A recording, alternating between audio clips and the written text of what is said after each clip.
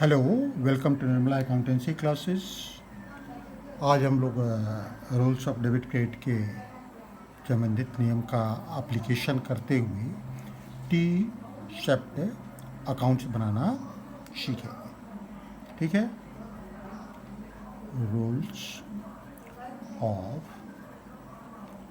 Debit and credit, T shaped accounts. पहले हम लोग टी शेप अकाउंट्स बना लेते हैं। फॉर्मेट इसका बना लेते हैं।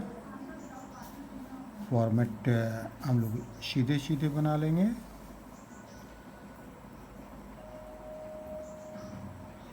इसमें हम लोग जो डिटेल्स है वो नहीं लिखेंगे, सिर्फ एक फॉर्मेट बना लेते हैं।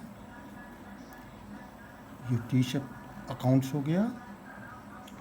इसमें हम लोग दो ही पार्ट रखते हैं मूल रूप से, एक अमाउंट के लिए और जो अदर डिस्क्रिप्शन है उनके लिए। और जितने कॉलम होते हैं उनकी चर्चा हम अभी नहीं करेंगे। ये डेबिट और क्रेडिट लिखना बिल्कुल ज़रूरी है। ये टी शेप अकाउंट्स हो गया। अब हम लोग क्वेश्चन देखेंगे। क्वेश्चन क्या है? क्वेश्चन आप इसको पढ़ लें और पॉज करके नोट भी कर लें। Open T shaped cash account and put the following transactions on proper side and the balance the account. सिर्फ प्रॉपर साइड में लिखना है, ये इम्पोर्टेंट चीज़ है। बाई होगा, टू होगा, ये सब अभी हमारे स्कोप की बात नहीं है। आगे जब बढ़ेंगे तो एकदम जो प्रॉपर अकाउंट होता है वो हम लोग तैयार करेंगे। अभी प्रॉपर साइड में लिखना हम सीख रहे हैं। पहली चीज़ है comments business with cash ₹20,000। Business comments किया गया 20,000 से। तो हमको क्या बनाना है यहाँ? Cash account. तो ऊपर हम लिख देते हैं कैश अकाउंट। ठीक है। अब प्रॉपर शेप टी शेप में हम लोग ट्रांजेक्शन्स वगैरह नहीं लिखते हैं, सिर्फ अच्छा ये भी लाइन नहीं लिखते हैं, सिर्फ दो लाइन लिखते हैं। दैट इज एक ये साइड हो जाता है, ये डेबिट साइड, और ये साइड क्रेडिट साइड, और इसमें अमाउंट आ जाएगा।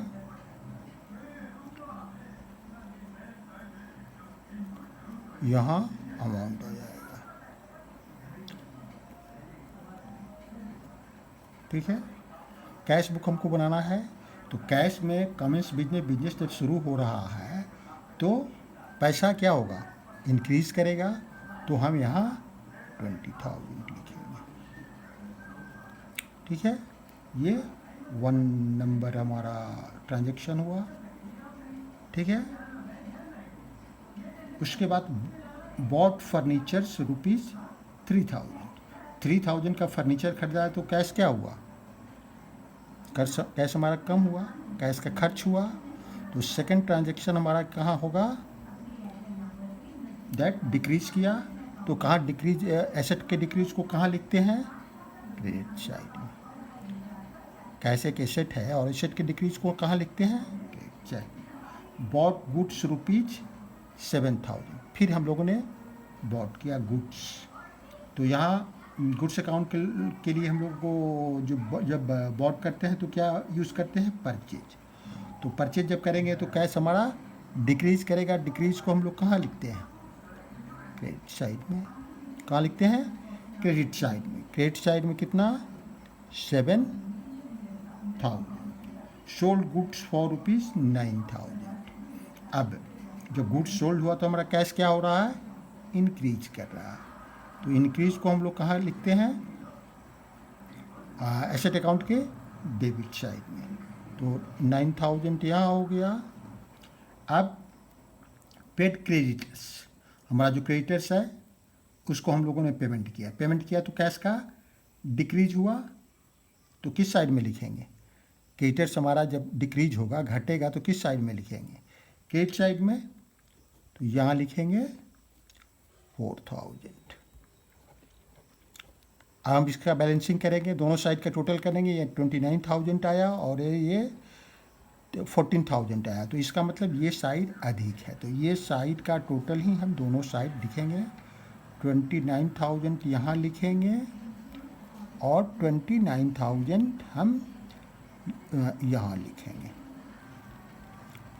अब इन दोनों के बीच में 29,000 में और 14,000 में क्या अंतर है? 15,000 का अंतर है। तो ये 15,000 हमारा क्या हो जाएगा? ये हमारा बैलेंस हो जाएगा। क्वेश्चन में ये भी आस्क कर रहा है कि आपको बैलेंस भी बताना है। इस तरह हम टी शेप्ड कैश अकाउंट बनाते हैं। ठीक है। अब फिर एक दूसरा भी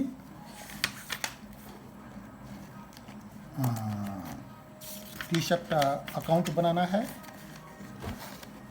इस क्वेश्चन को भी हम लोग देख लें, पढ़ लें और पॉज करके आप नोट कर लें।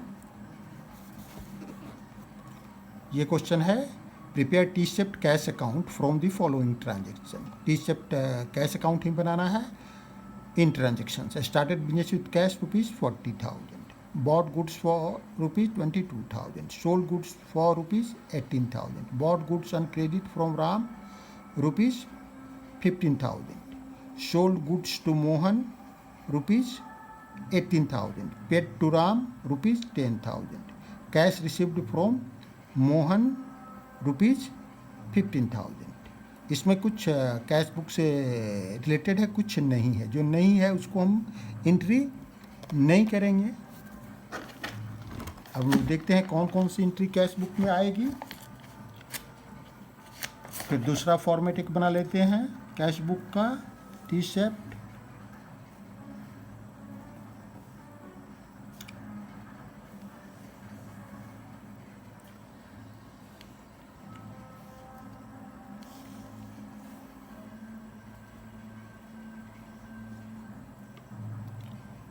ये फॉर्मेट हो गया। यहाँ लिख देंगे हम कैश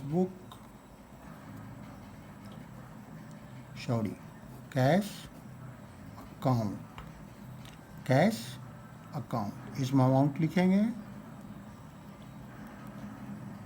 इसमें रुपीज़ लिखेंगे, इसमें अमाउंट लिखेंगे और रुपीज़ लिखेंगे।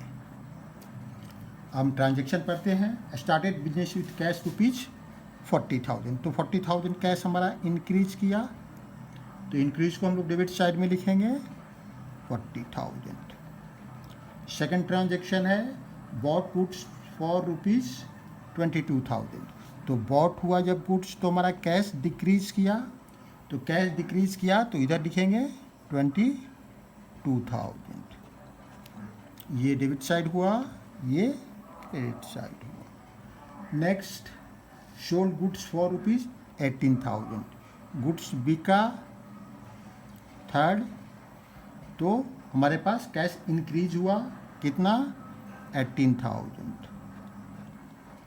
नेक्स्ट है bought goods on credit from Ram ₹15,000, credit पर खरीदा गया, तो क्रेडिट पर खरीदा गया तो क्या हुआ?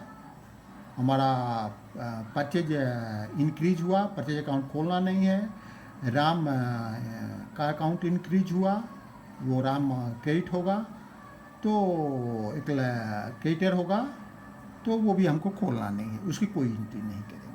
Sold goods to Mohan ₹18,000, Mohan को हम लोगों ने गुड्स बेचा, कैश नहीं बेचा है, मोहन को बेचा है, उधार बेचा है। जब उधार बेचा है तो हम यहाँ सेल्स की भी एंट्री नहीं करेंगे और मोहन की भी एंट्री नहीं करेंगे, चूँकि क्वेश्चन में रिक्वायर नहीं है, इसीलिए।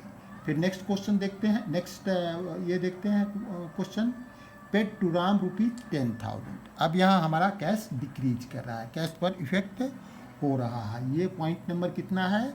6। तो पेड टू राम ₹10,000 पेमेंट कर रहे हैं राम को, तो हमारा कैश डिक्रीज कर रहा है। कितना पेमेंट कर रहे हैं? 10,000। ये लिखेंगे यहाँ। कैश रिसिव्ड फ्रॉम मोहन 15,000, यहाँ भी कैश हमारा इंक्रीज कर रहा है। ये क्वेश्चन नंबर 6 है। तो कितना इंक्रीज कर रहा है? 15,000। अब हम लोग बैलेंसिंग करने के लिए क्या करेंगे? सबसे पहले टोटल करते हैं। टोटल करेंगे 58,000 और 15,000 73,000। 73,000 और इधर कितना आता है? 32,000। मतलब ये सही है, 73,000 अधिक है, तो ये इस साइड भी हम 73,000 लिख देंगे। यही बैलेंसिंग का तरीका जो हम लोगों ने सीखा है अभी थोड़ी देर पहले, जस्ट इसके एक क्लास पहले। अब जो बैलेंसिंग अमाउंट क्या आया हमारा, जो डिफरेंस आएगा वही हमारा बैलेंस हो जाएगा। 73,000 में से 32,000 घटाएंगे तो अब क्या बचेगा? 41,000। ठीक है, इसको हम लोग टोटल कर लेंगे तो ये आ जाएगा। ठीक है, इससे पहले अगर हम मैनुअली कर सकते हैं तो ये 70 दूसरा भी तरीका है, लेकिन इसको जैसे जैसे हम प्रैक्टिस करेंगे वैसे इसको कैसे कर सकते हैं। 73,000 हमने यहाँ लिख दिया, 73,000 यहाँ लिख दिया।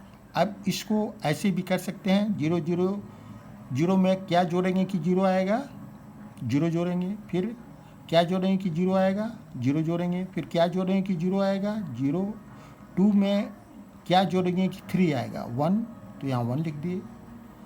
2 1 3, 3 में क्या जोड़ेंगे कि 7 आएगा?